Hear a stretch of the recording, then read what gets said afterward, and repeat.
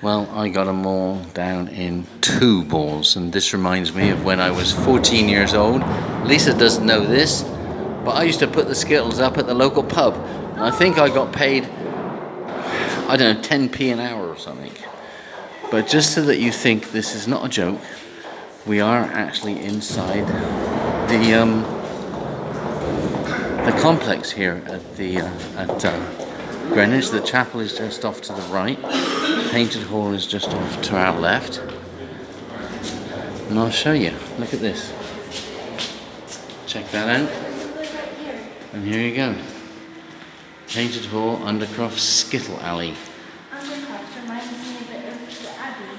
Queen Mary Undercroft. Chapel.